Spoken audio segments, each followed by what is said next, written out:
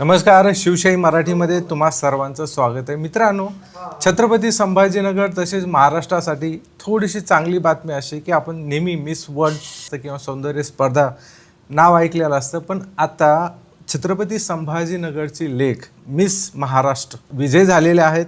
आपल्यासोबत आहेत राजनंदिनी पवार, त्यांच्यासोबत आपण बिंदास चर्चा करणार आहोत.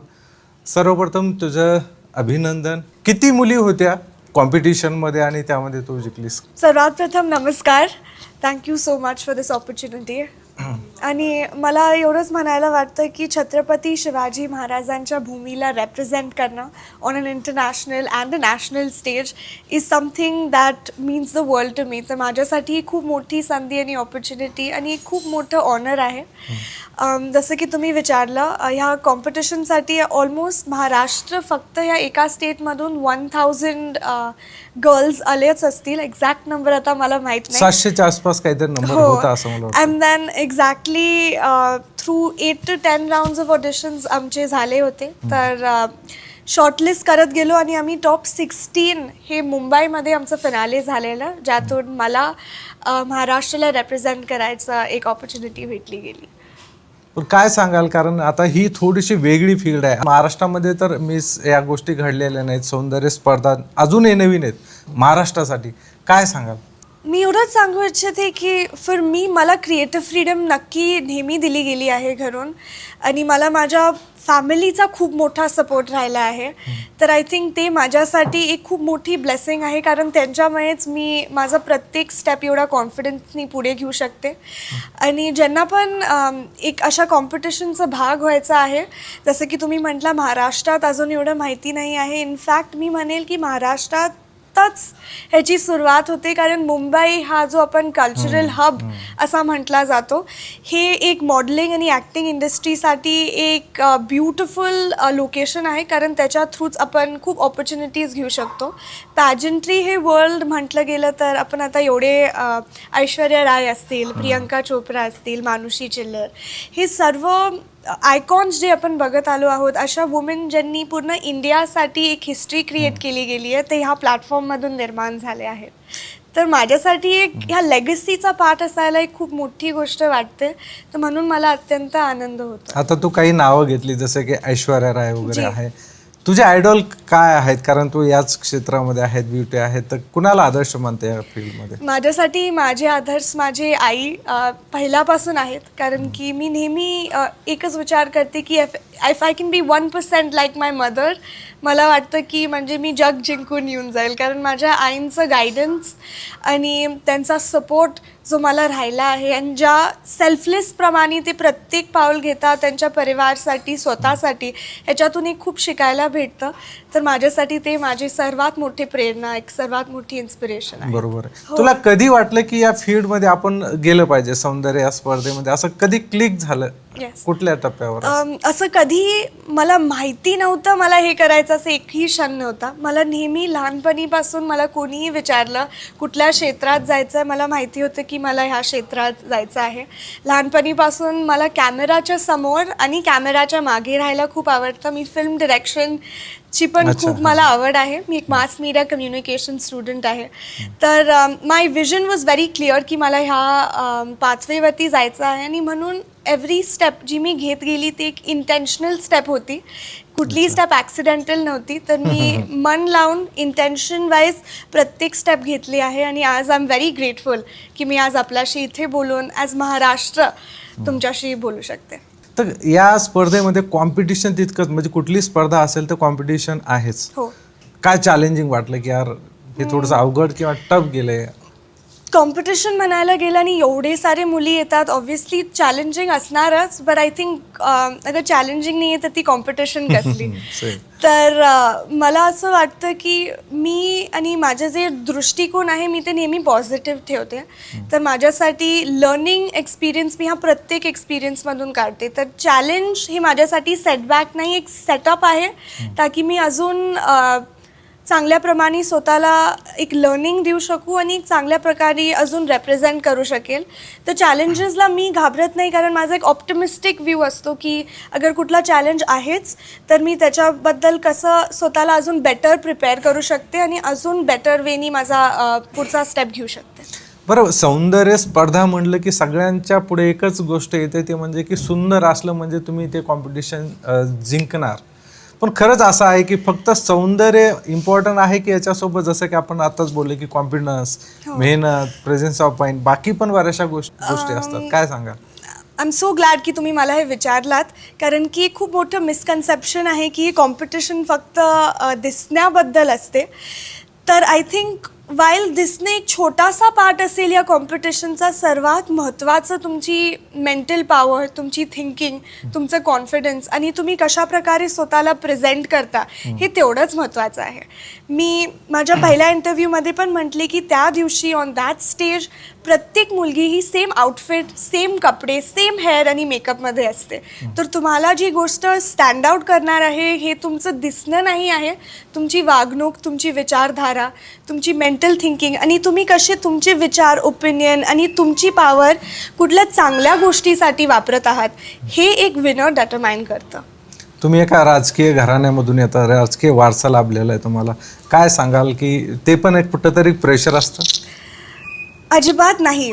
प्रेशरपेक्षा माझ्यासाठी सर्वात मोठा सपोर्ट मला माझ्या फॅमिलीकडून भेटला आहे. जसे की तुम्ही म्हणालात, आप्पा बाबा आणि बाळासाहेब पवारांची नात म्हणून ओळखलं जाणं, त्यांच्या परिवारमध्ये मध्ये जन्म घेणं हे माझ्यासाठी एक खूप मोठी ब्लेसिंग आहे.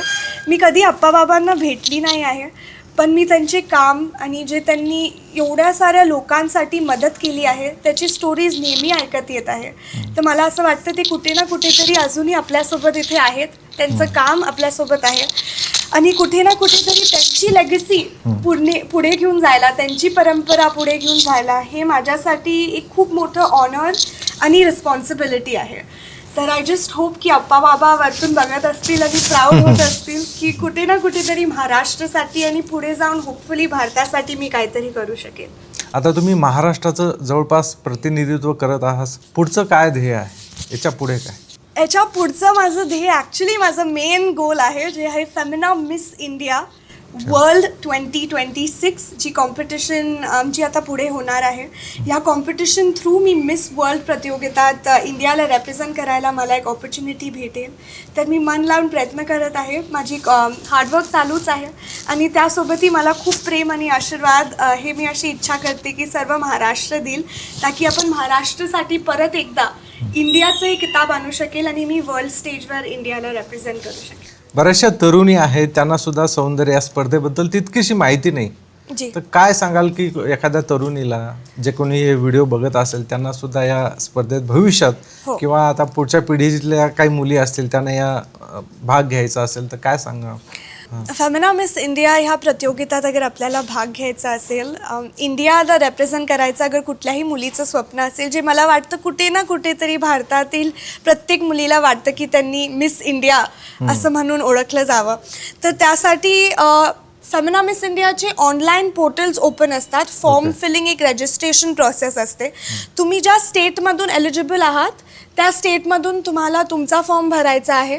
मी महाराष्ट्रातून एलिजिबल आहे, मी महाराष्ट्राची मुलगी आहे म्हणून मी महाराष्ट्र थ्रू हा फॉर्म भरला. तुम्ही सपोज गुजरातमधून असाल, मध्य प्रदेशमधून असाल, त्या स्टेटचे फॉर्म्स ओपन होतात. तुम्हाला ते फक्त फिल करायचे आहात. तुमची 2-3 फोटो तुम्हाला त्यांना पाठवायचे असतात आणि त्यांचे ऑन ग्राउंड ऑडिशन्स होतात मुंबईमध्ये किंवा तुमच्या जवळच्या कुठल्याही एक सिटीमध्ये तुम्हाला एक अपडेट येईल. फक्त तिथे जाऊन स्वतःला कॉन्फिडेंटली रेप्रेझेंट करायचं आहे आणि अगर तुमचे व्हॅल्यूज ऑर्गनायझेशनसोबत अलाइन होतात तर नक्की तुम्हालाही एक दिवस एक ऑपॉर्च्युनिटी भेटू शकते ह्या क्षेत्रात पुढे. मी आता शेवटाकडे येऊ आपण. ज्यावेळेस आता हे नॉमिनेशन झाले किंवा फायनल कळाले की आपण हे विजेता झालेलो आहेत, तो क्षण कसा होता? म्हणजे तुला खात्री होती का? मी तुम्हाला खरं सांगते, नर्वसनेस कुठे ना कुठेतरी होती. प्रत्येक मुलीचं स्वप्न होतं त्या स्टेजवर, जे आम्ही 16 मुली होतो, सर्वांचं मनापासून स्वप्न होतं की प्रत्येकाला ही ऑपॉर्च्युनिटी आणि संधी भेटावी. मी जेव्हा माझं फायनल क्वेश्चनचं उत्तर दिलं, कुठे ना कुठेतरी नर्वसनेस होतं, पण मी जेव्हा जाऊन बॅक स्टेज बसले, मला एक असं डिवाइन फिलिंग जाणवली माझ्या अवतीभवती. मी खूप स्पिरिच्युअल आहे, मी देवाला खूप मानते. कुठे ना कुठेतरी मला एक आतून खूप चांगली पॉझिटिव्ह फिलिंग आली की आपण बरोबर ट्रॅकवर आहोत, आपण अलाइन्ड आहोत आणि जे काय होईल ते एकदम चांगल्यासाठी होईल. तर जेव्हा मी स्टेजवर गेले मला धकधकलं नाही, म्हणजे मी अँक्शियस नव्हते आणि मी उभी होते, मी खुश होते की मी माझं बेस्ट दिलं आहे आत्तापर्यंत. आता जे काय पुढे हातात आहे मी ते देवाला सरेंडर करते आणि ते जजेसच्या हातात आहे. याच्या पुढे आपण काय करू शकतो तर ठीक आहे, पण आता कॉम्पिटिशन झाली आहे, फक्त अनाऊन्समेंट होणार आहे.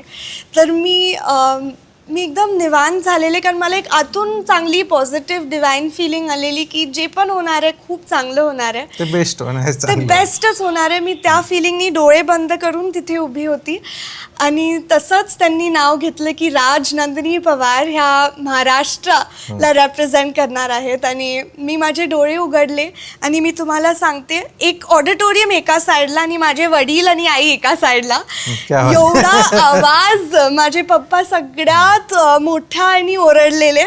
आणि मला अजूनही तो क्षण आठवतो, म्हणजे कुठल्याही क्राऊनपेक्षा मोठा माझ्यासाठी तो क्षण आहे की माझ्या आई वडिलांनी एवढं मोठं आणि एवढा आनंदाने ते सेलिब्रेट केलं. त्यांना आपण काय आनंदाचे क्षण साजरे करण्यासाठी देतोय, ह्या पण वेगळं काय? मी तुम्हाला शब्दात व्यर्थ नाही करू शकत ती भावना, कारण म्हणजे मी आता पण इमोशनल होईल अगर मी त्या याच्याबद्दल बोलते आणि शब्दात मी व्यर्थ करू शकत नाही. जेव्हा आपले आईवडील आपल्याला जेव्हा before the world believes in you, my parents believed in me, आणि त्यांच्या विश्वासामुळे मी त्या स्टेजवर त्या दिवशी एवढ्या कॉन्फिडेंटली उभी राहू शकली, कारण मला माहिती होतं की ऑडियन्समध्ये माझे आई वडील माझ्यासाठी इथे बसले आहेत.